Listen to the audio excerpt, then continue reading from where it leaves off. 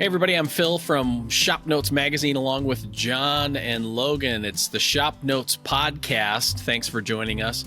On today's episode, we're going to reveal the winners of the Red Cedar Challenge.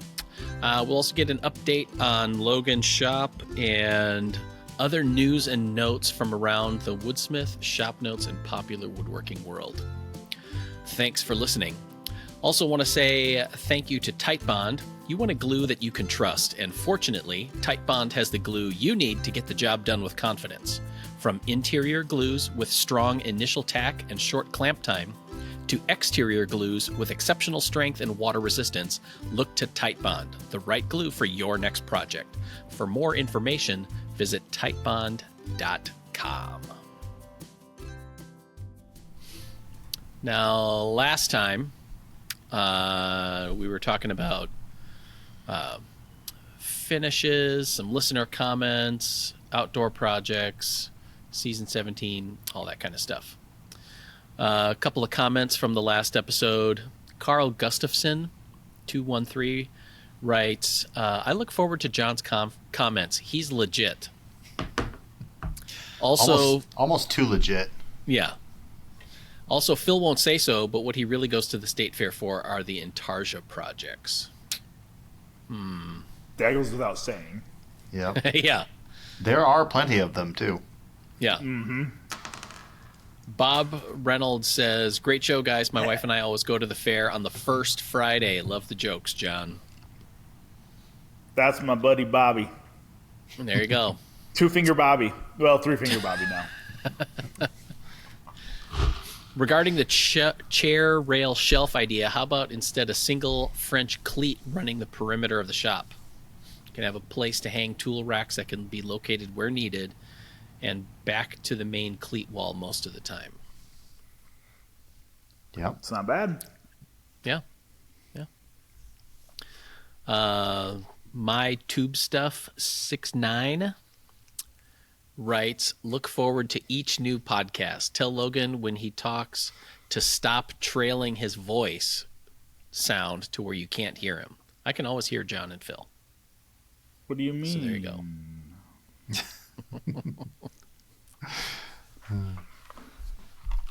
Super cool.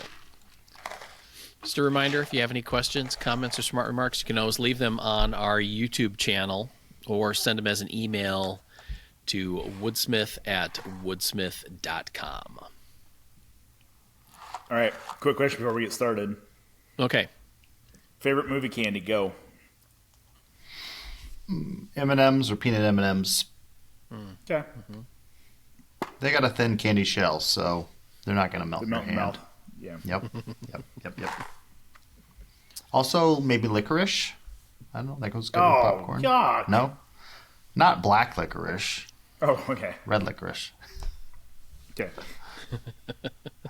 I don't know. Just your standard Twizzler. Yeah. Yeah. Or the nibs, the little This chunk one. Yeah, Mike and Ike. Mike and Ike's, man. I have rediscovered a love of these bad boys recently. Oh, boy. My kids got a box of them for their birthday. Not anymore. Okay.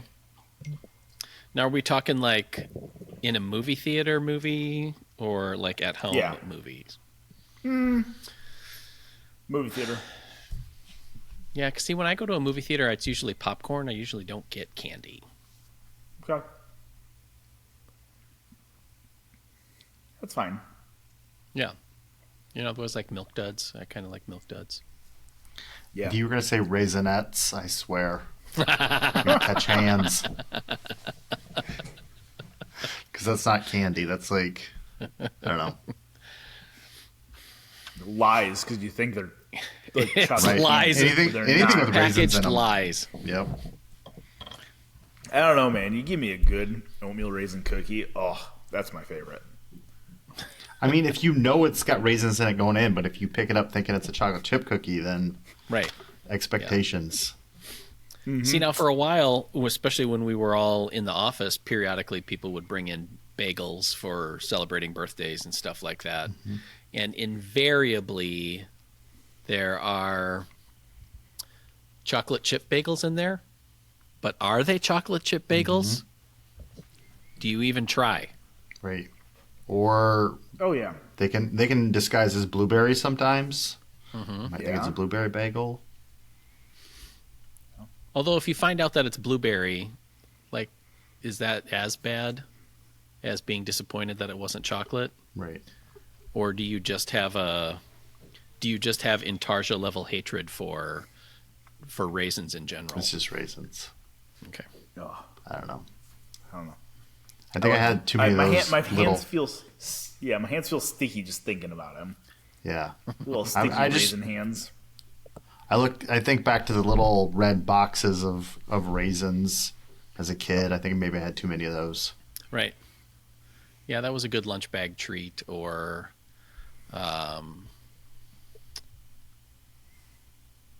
usually ended up in Halloween candy.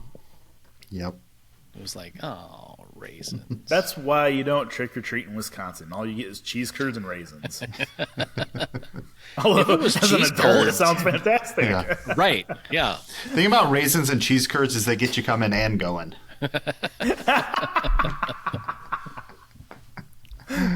It's called well balanced, I Yeah. think is what you're looking for. Yeah. Yeah. You were at the AWFS fair last week. I was. How would you rate that fair? Because you've been to a few of them now in a row. This one was much less heavily attended than they have been in the past, at least in my opinion. And talking to everybody there, there just wasn't as many people. Usually, you have to like turn sideways to get through the aisle. Not so at this one. There were some cool things. Now, I think we've said this before. The AWFS and IWF fairs are not hobbyist fairs. But no, they're definitely industrial shows, right? I mean, like I had gotten stopped a couple times to have pictures taken of people that, love the show and stuff. Like, so there's definitely those types of people that go that really are just like diehard hobbyists. But no, there were a couple of new things for the hobbyist that I thought were interesting. Paramedic released their Armor Glide coating on their table saws, jointers, and bandsaws.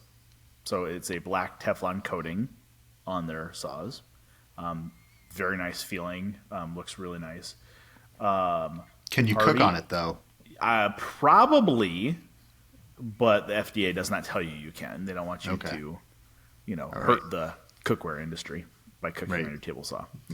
But the other thing that was released was Harvey Industries, owners of Bridge City. They released a new table saw fence. So the standard replacement fence for the last couple decades has been the Beesmeier style fence, kind of the T fence, pretty standard on most saws now. Harvey has released a dual rail fence system. So the Beesmeier style only has a fence rail on the front. Right. The Harvey one is almost like, it's not dovetailed, but it's almost like a dovetailed fence that's held on the front and the back, so there's zero deflection on it. Because it doesn't matter how nice a fence you have, when you lock it down, you can still push the tail end a little bit. Yeah. So, that's pretty cool. It's like, it weighs like 80 pounds. The fence itself weighs like 80 pounds, but it slides on ball bearings. It's super smooth, super nice. And it was really interesting to learn a little bit more about Harvey as a company, because they are a Chinese firm, which most people think if it's Chinese, it's crap. No, the United States asks for a cheap price, so stuff coming out of China is cheap, and you're paying for the price, right? I mean, that's what it is. China will make stuff as nice as you want. You just have to be willing to pay for it. So meeting Jack Zhu, the owner of Harvey, was really cool. He's like, I started this company after he owned the factory that made tools for almost every big manufacturer. And he's like, they kept asking me for a cheaper product. And I kept thinking, the customer doesn't want a cheaper product. Like, what's happening to the customer? Like, nobody's caring about the customer's quality of tool they're getting. So that's when he started Harvey. So it was really cool listening to him. And I have not used I've used their Bridge City tools, but not any of the Harvey stuff. the quality of it all looks fantastic. So I'd be interested to mess around with one or hear from somebody that has one, and see what people say, because it was pretty cool. From a consumer standpoint, like a hobbyist standpoint, Shaper released their new Shaper Trace, which is kind of cool. So the Shaper, the handheld CNC that often sponsors this show, they released a product. They actually released it on Kickstarter because it's not only for the Shaper crowd, it is also for anybody that needs to turn a drawing into a digital file. Basically, it's like a picture frame that has dots around it. And whatever you draw on a piece of paper, you put this picture frame over the front, take a picture with your phone, and it digitizes whatever you drew. Oh. So it's very cool.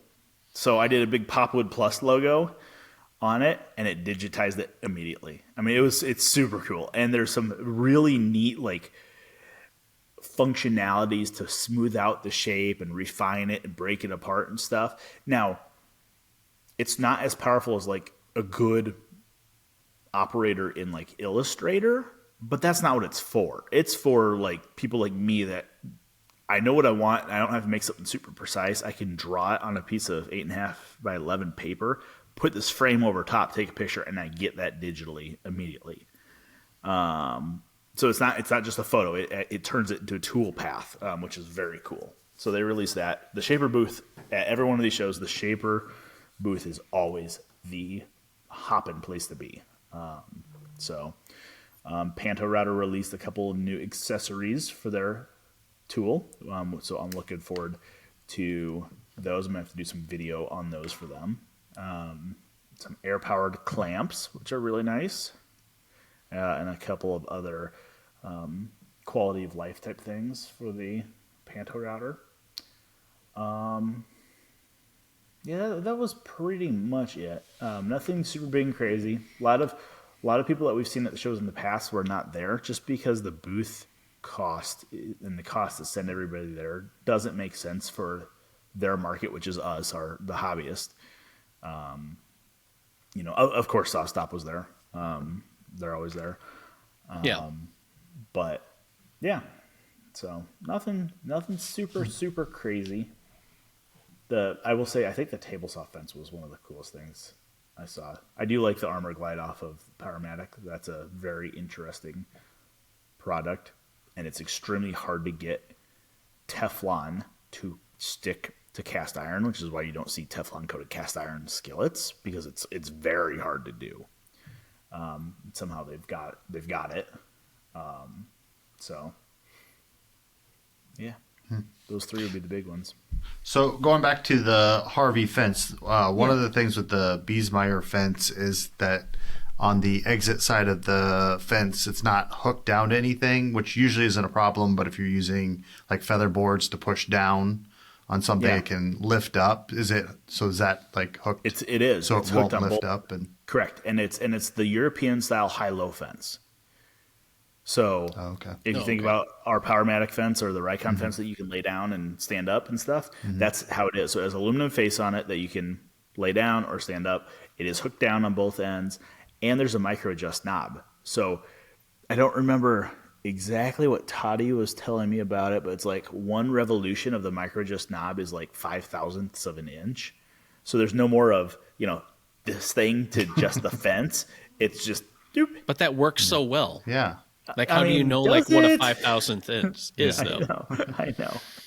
So it was pretty cool. My biggest issue, honestly, with the Beesmeier style fence is that, and I've seen it on several saws, the saw stop that we have in the shop, the one closer to Steve's bench, is the biggest issue. The sawdust gets packed in between the viewing glass and the scale, Right. and it's worn off the numbers in some instances. It's like, that's silly. So, yeah, it's pretty cool though. And I mean, the Harvey tools look kind of nice. They, kind of a futuristic. They're kind of like a Laguna, kind of a futuristic style look to them. Okay. You know, the only thing I have heard negatively about the Harvey stuff, I don't know if it was only one person that said they had a problem with it. Harvey has a TIN, it's a titanium nitride coating, which is like a non-stick. It's not Teflon, but it's like a Teflon. It gives it a gold color on the top. I've heard one guy said that flaked off on him. And actually the gentleman that I had come in today to do a tour, he said he did get a table saw that had a little bit of a crown in the center. And really? It was something like 0.005 of an inch. So it wasn't much. And they told him it was within manufacturer specs, which I get. And to get a truly dead flat cast iron, you kind of have to either send it through a metal planer or a surface grinder. And that's a pretty hefty expense. So, yeah. Just one turn of the knob, and you can take that crown out 0.005 right. of an inch. Yeah. that's right. Just Beep. crank it down. Bloop it out. So, and luckily for this Las Vegas show, it was a balmy, cool 117 to 127 degrees. I have the pictures to back that up. So. Right. Which is why, going back to John's comment, I was thinking, like, take one of those Paramedic tools right out into the parking lot. And, Hibachi table saw. Yeah, do some, like, breakfast sausages on there. Or Yeah. Now, 117 to 127. Make the dry heat comment. Yeah. I'm going to say, it's hot no matter how you say it. Yeah. However, not trying to sound macho, I don't feel like it's as bad as it is when it's like 95 here in Iowa, because it is literally 1% humidity. And like walking from, I mean, it was a half a block walk from the hotel across the street into the convention center, so not super far. In Iowa, I'd be drenched. I mean, I would be sweating immediately. Yeah. Not there. It all dries. Like, I'm sure you're sweating still, but you don't notice it because your shirt's not wet. Like, you're still dry. So as soon as you walk into the cool air of the convention center, you're like, oh, I'm super comfortable still. So it's still hot. I'm not saying that. It is still hot. It's a different kind of hot. It's a different kind of hot. Yeah. It's not like I feel nasty hot, though. Yeah. We had a day last week here in Iowa. It was 95. It was only 95, but it was like walking outside into soup. Yes. Just like thick. 95-degree soup. Yep. I mean, even today we had rain here in Iowa, and it's only, according to my computer here, 78 outside, but it's sticky. It's sticky. It's because it's one of those. It's that weird temperature where, like at home, it's almost not warm enough not warm enough for your AC to kick on. Yep. So all of that humidity just kind of oozes inside and Yep. makes everything just kind of clammy and Yeah. Yep. And it's funny, I noticed, because I was shooting photos down there with Jimmy Clues the day or two before the studio or the convention started, and you could tell he would turn on it's a weird like inverse relationship. Like generally, like air conditioning dries out the air, it makes it feel cooler. But when it's that hot, adding a little humidity to the air helps. So like they have swamp coolers down there. That's not something they have in Iowa. and you wouldn't want that here. You would not want that. But like they have a little swamp cooler in their garage, and it's like, okay, turn the air conditioner on. It's like 87, 88 in the garage. Then you turn the swamp cooler on. It doesn't get any cooler necessarily, but the humidity goes up to like 20%. And then it's like, oh, it actually feels way nicer in here now. So it's odd. Odd. So, yeah.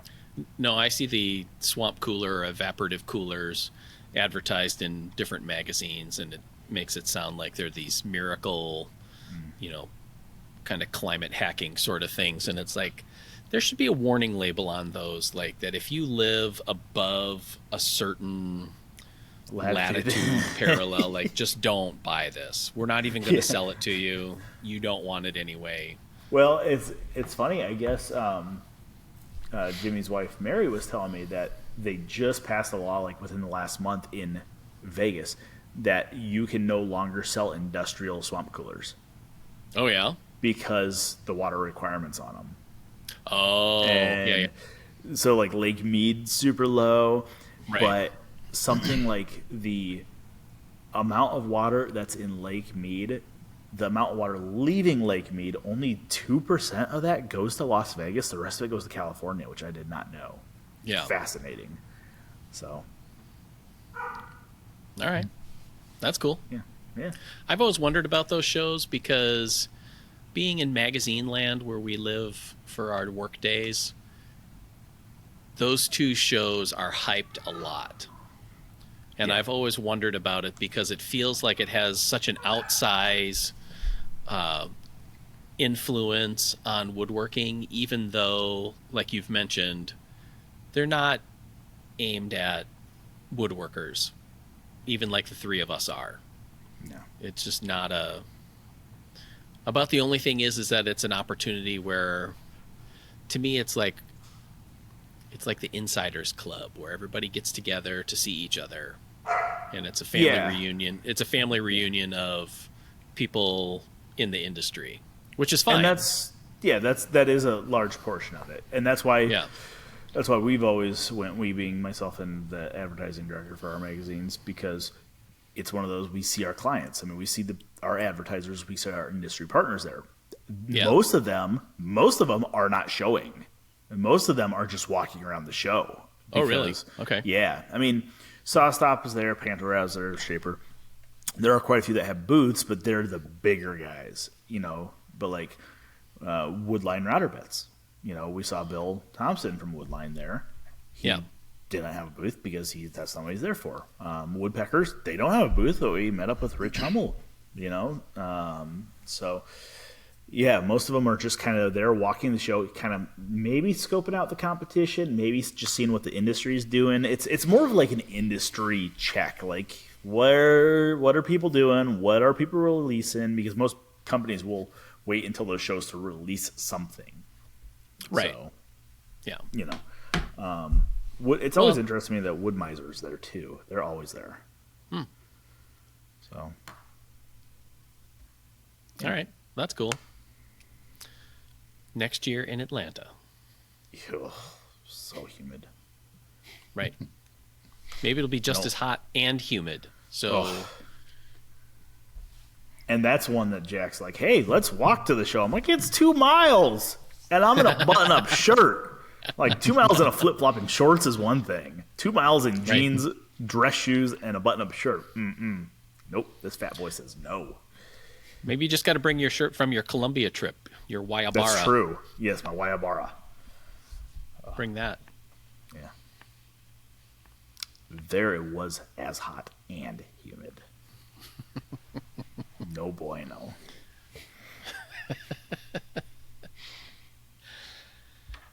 All right, there you go. All right, and now I've seen you making approximately 6 country miles of shiplap. Yes, 6 country squares, actually. Right, so it would be, Chip and Joanna Gaines are really happy for you right now, so. Yes, they are. It's not weather, though, so. Yeah, you have the Magnolia portion of your shop well underway. Yeah. Yep. So how goes the wainscoting? It's getting there. So I have, of my 4 walls, I have 3 walls completely done with the shiplap. My center divider wall that we've talked about that my table saw is going up against, because we've decided on this podcast that it is okay to put your table saw up against the wall. I drywalled that last week and textured and mud and taped and textured and painted that this weekend. So I did the shiplap for that last night. I made it all yesterday, put it up last night. So today I was making the trim for that. So because I did, my bottom shiplap is 3/8 of an inch thick. My wall around the perimeter is T111 up top. So the height differential is 1/4 of an inch. So when I make the trim, the chair rail type trim that covers those, I have to rabbet the lower half of it to fit over top of the shiplap, if that makes sense, because it's 1/4 inch proud. On the center wall, I do not have to, because I have 3/8 inch drywall and 3/8 inch shiplap. all applied over 7/16 OSB. So I had to make a little bit of trim this afternoon when I was in the shop that does not have a rabbit in it. So that's ready to go up. Once that's done, I'm going to start moving some tools this weekend. Okay. So once that wall's done, I will be able to move my router table in there. The big crescent bandsaw can be moved in. I need my buddy Bobby to get over here with his skid loader. So Bobby, I know you're listening. I'm going to need your help with the skid loader because we got to figure out how to lay this bandsaw on its side to get through the door. And then my table saw can move over. So then I will have quite a few of my tools set up in there, which will be really nice. And I can actually move I can move the lathe and the drum sander over there whenever I wanted. I just haven't done it yet. And now everything's sloppy after today's rain. So yeah. We're getting there. I keep saying 30 days. 30 days is what I'm at. I'm at a rolling 30 days. But you'll have like a soft open then, so you'll be able to get some stuff in there. And... Yes. I mean, I had these big plans at my shop. My office is going to be done. The bathroom was going to be done. Like, everything's going to be done. I'm going to be like, all right, cool. Let's move everything in. Nope. It's get sections of the walls done so I can move some tools in. And then, you know what? The bathroom, the office, all that stuff's down the road. Just get the tools in there. The road. Yeah, get the tools in there. How far down the road? Like when you look at it immediately at like mile markers, is it just after or just before you finish doors and drawers for your wife's office? Oh wow, you had to pull that out, Phil. Just before that. It is just before that. Okay. All right. I mean, that's why you have the shop, is so you can build that stuff. I did go two-tone, and I know a lot of people, when they see pictures of it, are going to be like, why didn't you paint your shop white? Everyone always says paint the walls white in your shop. This shit looks dirty after about 3 days. That's why. Yeah, I will notice that. That's in my shop, too, where the back part of my garage is drywall and painted, but it doesn't take long for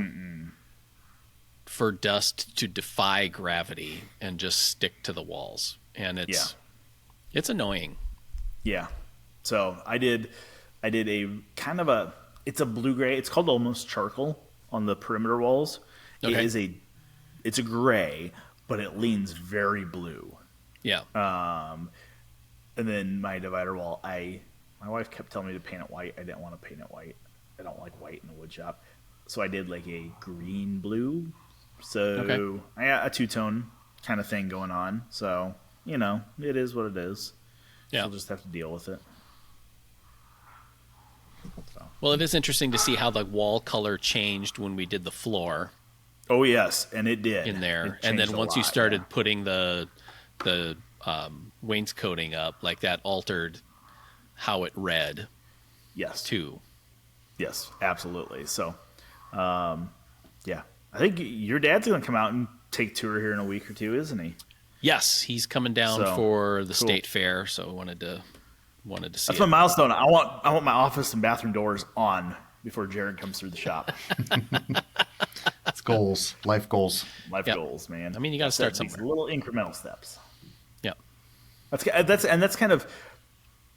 I've been doing that with this shop, and I kind of want to like flip that into my projects I'm building, where it's like, hey. Every night I go to bed and say, you know what? If I don't do anything tomorrow, I need to get XYZ done on this project. Okay. And I feel like that is a better, like, even if it's just a little bit every day, it's better than taking a couple days off and then trying to jump back onto it. Yeah. Baby steps. Yeah. So it's how you eat an elephant, one bite at a time.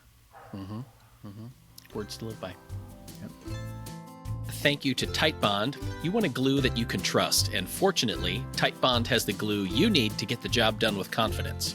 From interior glues with strong initial tack and short clamp time, to exterior glues with exceptional strength and water resistance, look to Titebond, the right glue for your next project. For more information, visit titebond.com.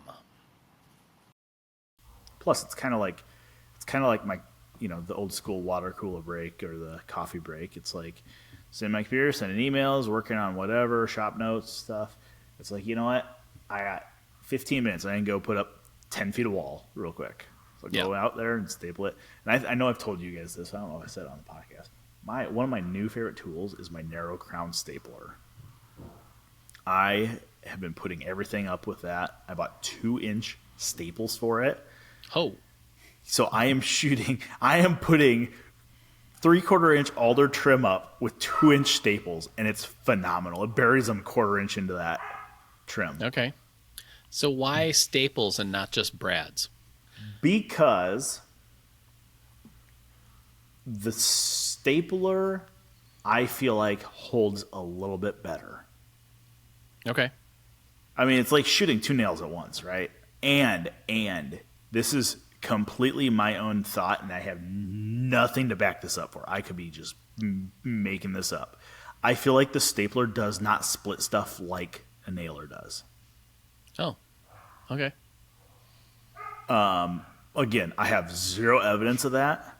Yeah. Other than I have not split anything with it. So, and I feel like with like a 18 gauge nailer, I feel like I would be splitting stuff.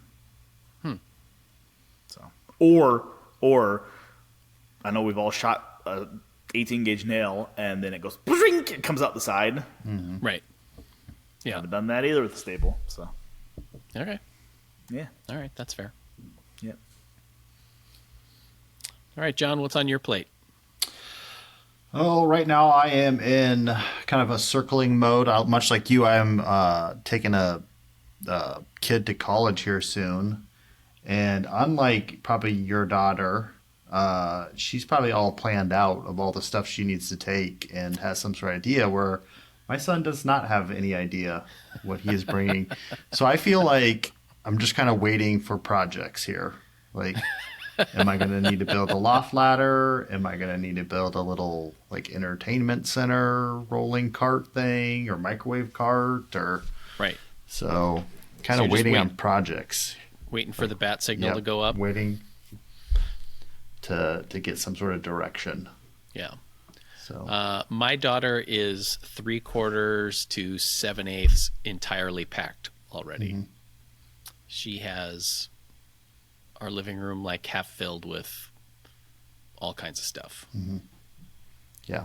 And you were building projects over the past year kind of in preparation for this. And Yes. So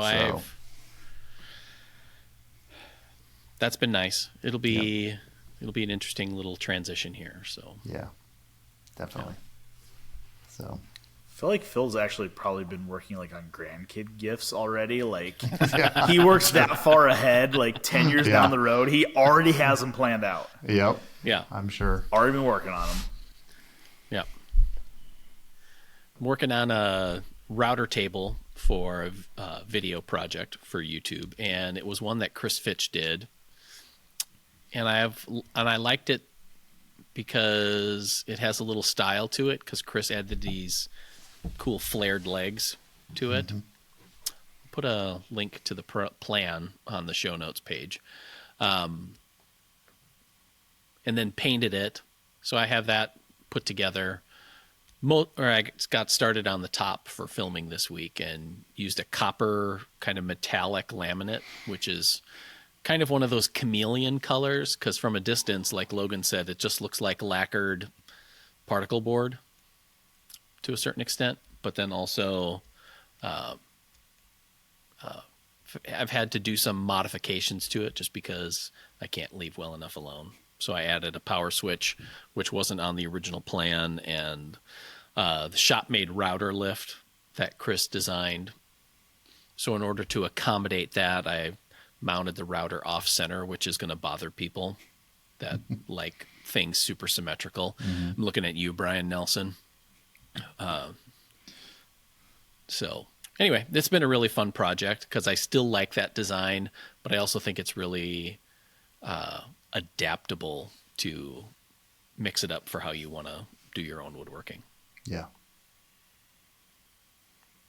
So, and then I've also been working on stuff, and I keep a number of tools here that are my own, just because I do personal projects here, and I just like to have my own tools. And some of them that I've been using recently have been a couple of wood bodied planes. And I've just really been appreciating those these last few weeks. So ShopNotes did this kind of plane. I'm showing it up for all the people who are watching on the radio. And it's in shape. It's got kind of the styling of a Krenov style plane. However, we used a Hawk blade in it and attached it with a socket head cap screw through the bottom. So to release the plane, you have to use an Allen wrench, but you can still adjust it with a mallet and a hammer, so it works really well. And I just like the size and the shape of it. It's very comfortable to use, whether it's one-handed or two-handed. And being wood-bodied has a nice light weight to it. So I've really appreciated that fact. And then I've talked about this one in the past, also the Japanese plane that's traveled around to different people in this. And I just decided that I was going to use it and figure it out. And we've kind of come to know each other a little bit better. And it's been really fun to work with and get better at using it. So let me ask you this. Okay. When it comes to a hand tool, yeah, do you prefer a heavier or a lighter hand tool? Just in general. Think of a saw, think of a hand plane. I would say in general, I prefer lighter. Interesting. I prefer heavier. Based on my work habits recently and as I've developed. I have an affinity for smaller hand tools too, even though that's not technically correct or whatever. Now I will say that I have my number 7 jointer over here too, and I do love that thing. It's and that's a metal bodied plane.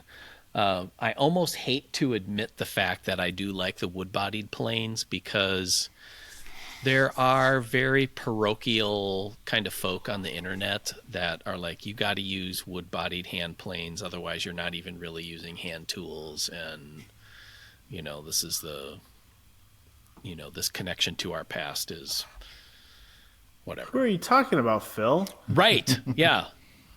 You know who you are. Yeah. See, and it's funny because I prefer the heavier tools, and this is something I thought about when I was at AWFS too, because Bridge City just released their Foxtail plane. It is like their HP6, which is their changeable sole plane, but it's larger.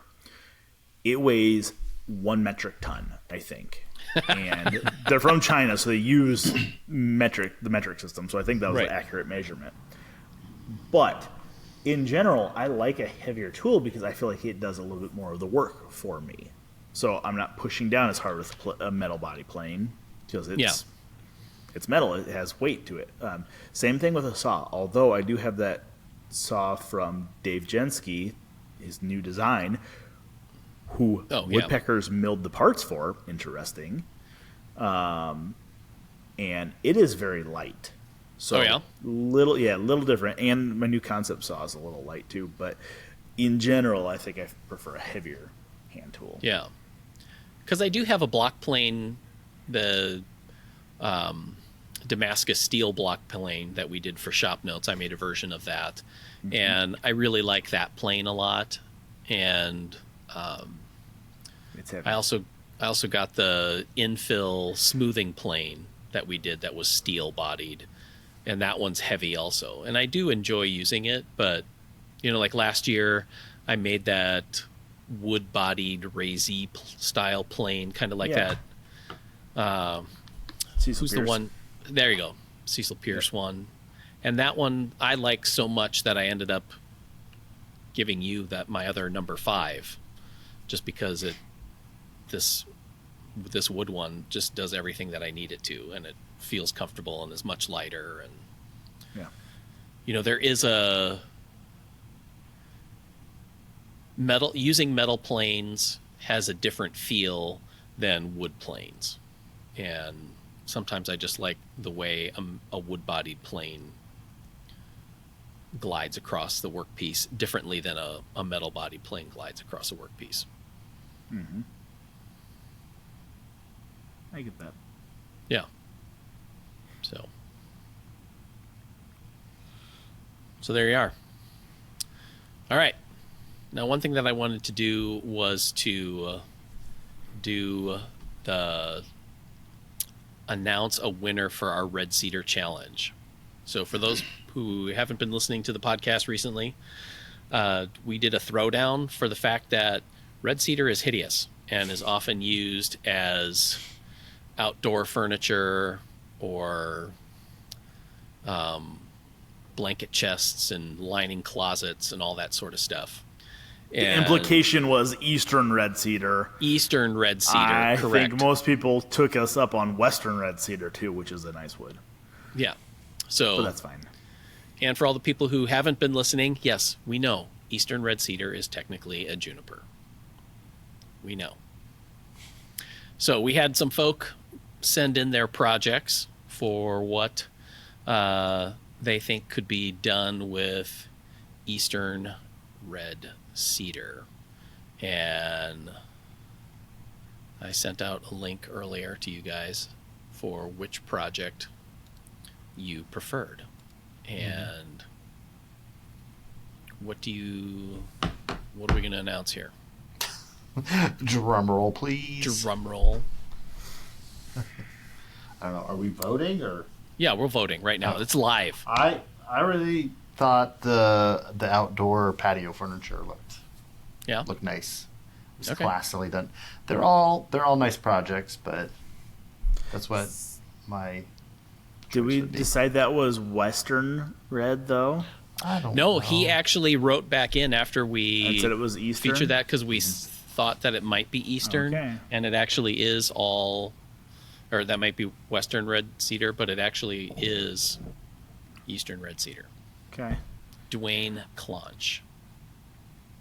Okay, I'm gonna, my pony in this race is going to be the Dull Soul Sarcophagus. Okay. Just because it's the least cedary out of them all. Yeah. I thought you were going to go with the bowls, the turned bowls. I know. Nope. Sorry. Okay. All right, so we're going to have Dwayne and Ryan will be our winners, and we'll send you guys, get in contact with you, get your addresses, and send you a special treat from the Woodsmith and Popular Woodworking folk here for taking us up on the Eastern Red Cedar Challenge. So it's a large box of raisins. I was going to say it was going to be an Intarsia box of raisins done by Phil. Yes. Right, yeah. An Intarsia red cedar pattern. Mm-hmm. So there you go. All right, so I'll put a link to those projects again on the show notes page, and so you can see what those are, and then we'll send out those awards. Otherwise, I think that's it for today's episode. Thanks for listening. And if you have any questions, comments, or smart remarks, you can leave them on our YouTube channel, where you can see all the other offerings from Woodsmith Magazine. We'll also have a link there to a free plan for a scraper shave project that we featured in the current season of the TV show. So you can find a link to those plans. It's a scraper shave designed by our very own Chris Fitch and comes in really handy for smoothing and shaping curved surfaces. I've made one and used one in my shop for quite a long time. Also want to thank Typebond for sponsoring today's episode of the ShopNotes podcast.